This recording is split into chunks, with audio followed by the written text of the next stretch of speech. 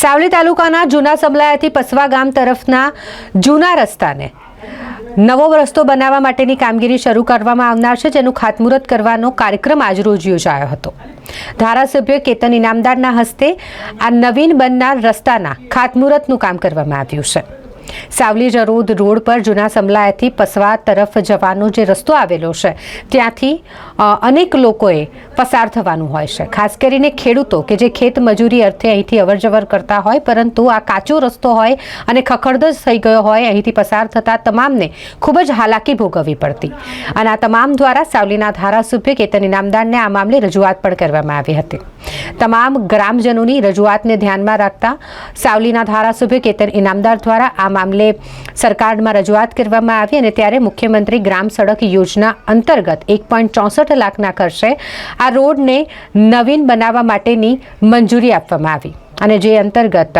જૂના સમલાયાથી પસવા ગામ તરફનો જે જૂનો કાચો રસ્તો હતો ત્યાં હવે ડામર રોડ બનાવવામાં આવશે। 1.64 લાખના ખર્ચે નવીન રોડ અહીં તૈયાર કરવામાં આવશે, જેનું ખાતમુહૂર્ત સાવલીના ધારાસભ્ય કેતન ઇનામદાર દ્વારા તમામ મહાનુભાવોની ઉપસ્થિતિમાં કરવામાં આવ્યું। કાચાથી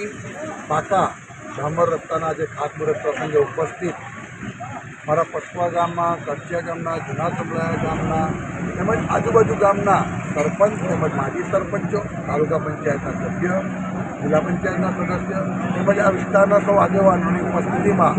આજે જે આ ખાતમુહૂર્ત કરવામાં આવ્યું છે, વર્ષોથી આ વિસ્તારના ખેડૂતોની અને આ વિસ્તારને ઘણી વખતે આ રોડની માંગણીઓ કરતાં વર્ષો લાગ્યા, પણ આજે ભારતીય જનતા પાર્ટીની આપણી આ સરકારમાં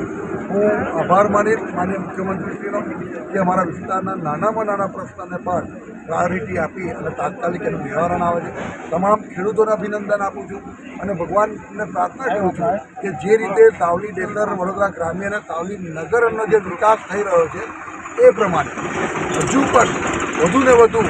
કોઈપણ ભૌતિક સુવિધાઓથી વંચિત ગામોને આવરીને કોઈપણ સુવિધાથી વંચિત મારું ગામ, મારા તાલુકાનું છેવાડાનું ગામ પણ ના રહે એની એમ સૌ સાથે મળી અને તૈયારો પ્રયાસ કરીશું। ફરી એક વખત ગુજરાતની ભારતીય જનતા પાર્ટીની સરકારનો અને માનનીય મુખ્યમંત્રી ભૂપેન્દ્રભાઈ પટેલનો હૃદયથી ખૂબ ખૂબ આભાર।